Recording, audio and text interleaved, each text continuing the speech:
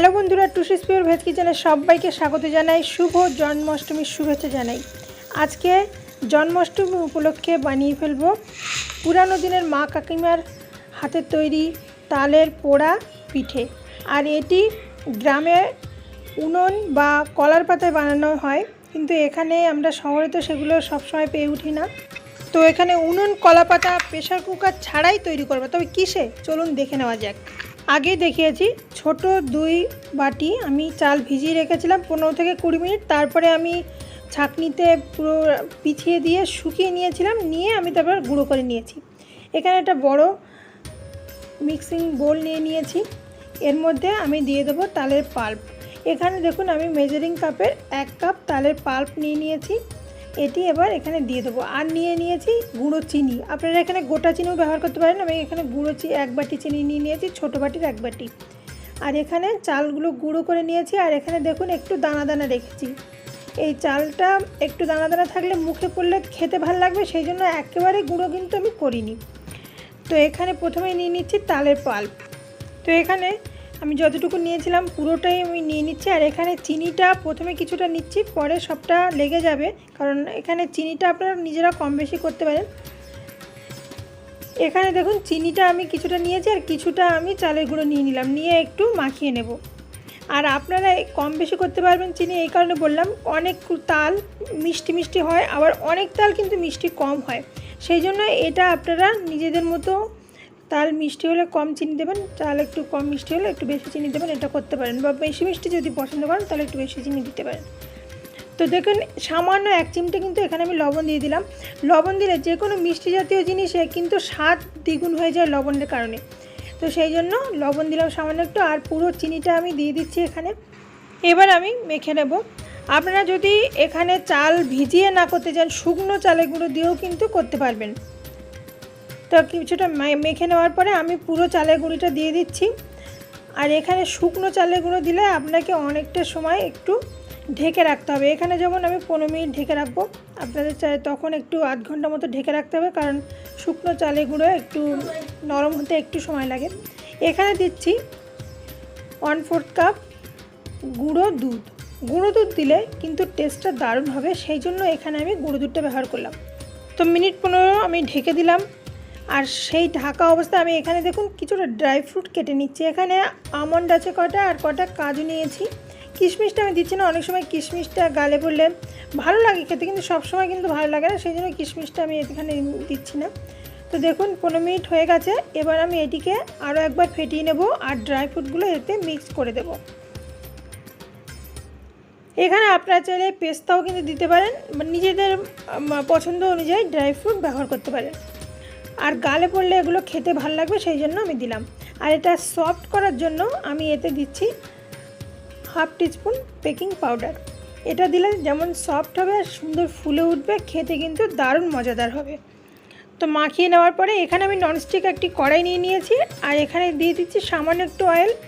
এবার আমি এটাকে লো ফ্লেমে রেখেছি। প্রথমে অয়েল ব্রাশটা করে নিয়ে আমি তালের যে মাখা ব্যাটার তৈরি করেছি সেই ব্যাটারটা দিয়ে দেবো পুরোটা।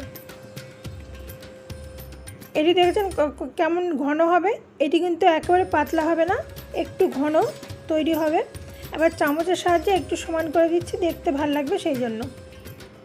এবার দেখুন উপর থেকে আমি কিছুটা ড্রাই ফ্রুট গোটা গোটা রেখেছিলাম, সেগুলো একটু সাজিয়ে দিচ্ছি, দেখতে ভালো লাগবে সেই জন্য। সাজানো অনেকটা হয়ে গেছে। আর সাজানো কমপ্লিট হওয়ার পরে এটিকে আমি ঢেকে দেবো কিন্তু 15 থেকে 20 মিনিটের জন্য। প্রথমে বলে রাখি, এটি কিন্তু প্রথমে আমি হাই ফ্লেমে দেবো 2 মিনিটের জন্য, তারপরে কিন্তু এটি একদম লো ফ্লেমে, আমি এটি ইন্ডাকশানে করছি তো একদম লো ফ্লেমে আমি কিন্তু এটাকে আস্তে আস্তে হতে দেবো।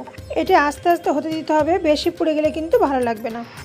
15 থেকে 20 মিনিট হয়ে গেছে।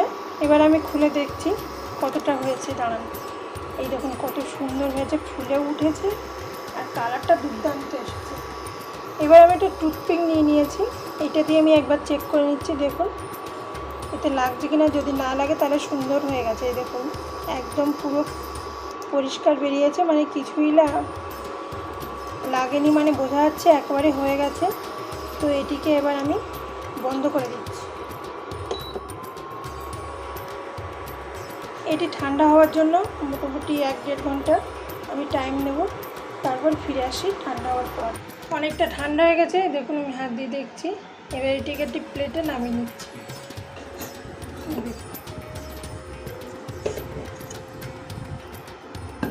ননস্টিক বলে একদমই লাগেনি। আচ্ছা, নিচেটা কেমন হয়েছে একটু দেখাই আপনাদের।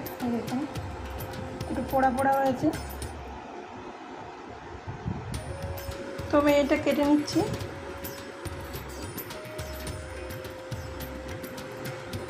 কতটা সফট হয়েছে আপনাদের দেখাচ্ছি।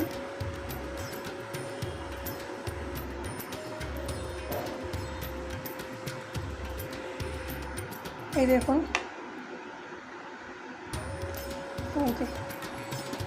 কতটা সুন্দর হয়েছে দেখুন, আর ভীষণ নরম হয়েছে। নিচেটা এই দেখুন একটু পোড়া পোড়া হয়েছে, আর উপরটা এরকম। তো একদম পারফেক্ট তৈরি হয়েছে। তো আপনারা অল্প সময়ে কড়াইতে কিন্তু বানিয়ে নিতে পারবেন এই পোড়া কেক, আমের পোড়া পিঠে।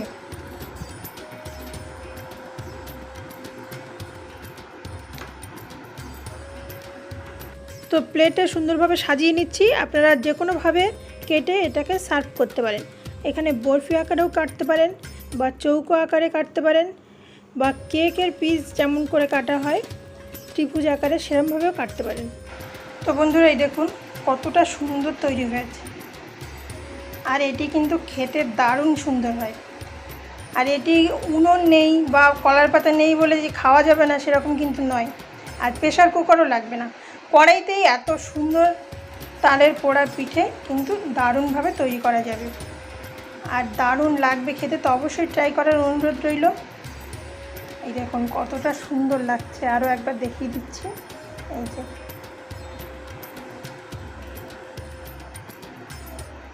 তো এতক্ষণ দেখার জন্য অনেক অনেক ধন্যবাদ। পরের দিন ফিরে আসবো অন্য একটি রেসিপির সঙ্গে। ততক্ষণ ভালো থাকুন, সুস্থ থাকুন, আর টুসিস পিওর ভেজ কিচেনের সঙ্গে থাকুন। এখানে পুরানো দিনের হারিয়ে যাওয়া অনেক রান্না কিন্তু আমি দেখাই। তো অবশ্যই আশা করি ভালো লাগবে।